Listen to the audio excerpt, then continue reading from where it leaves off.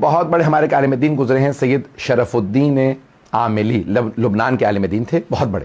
ان کی مناظرے پہ بہت کتابیں، النص والاجتہاد، المراجعات، اردو میں بھی ترجمہ ہیں، دین، مکتب اہل بیت، اور مناظرے پہ کتابیں ساری، اور بہت کتابیں لکھی. مسائل فقہ جعفری کے انہوں نے دفاع میں بہت مناظرے کیے، اور لاکھوں لوگ شیعہ کیے. قوم مقدس میں اکثر جو مصر کے جامعۃ الازہر کے پڑھے ہوئے شیعہ ہوتے تھے وہ کہتے تھے کیسے، تو کہتے تھے ان کی کتابیں پڑھ کے شیعہ ہوں.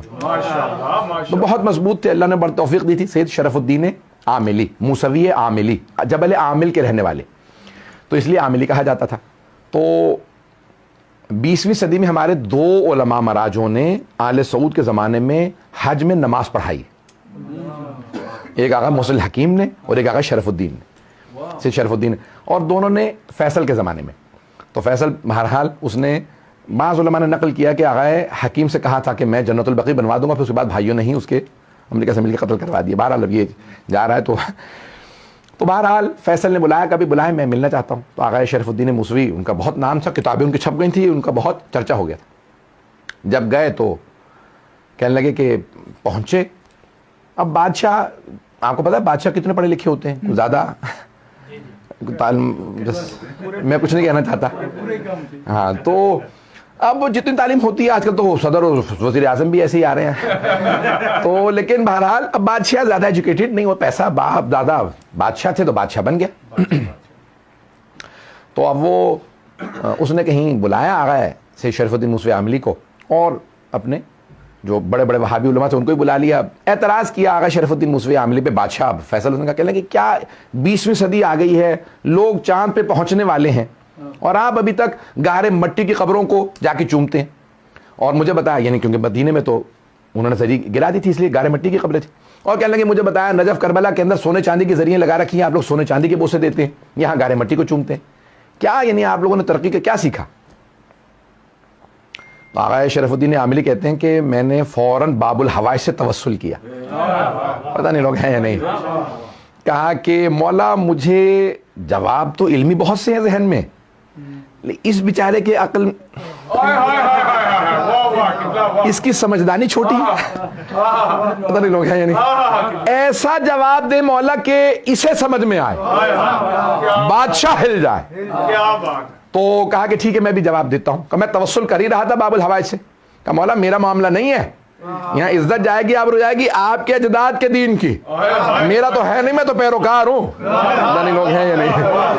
بہت سے لوگ جو ہیں وہ ائمہ کو بھی ایموشنل بلیک میل کر لیتے ہیں.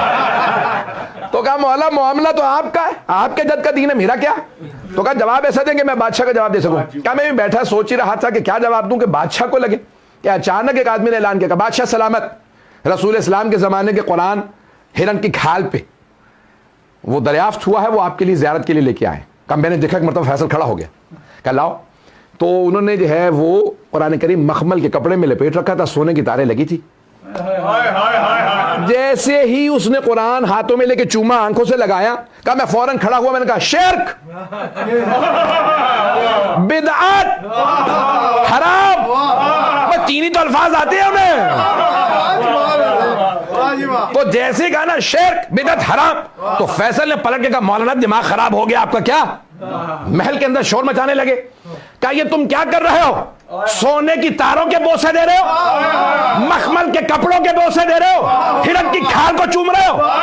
کہا نہیں مولانا، میں سونے کی تاروں کے، مخمل کے کپڑے کے، ہرن کی کھال کے نہیں، وہ جو قرآن ہے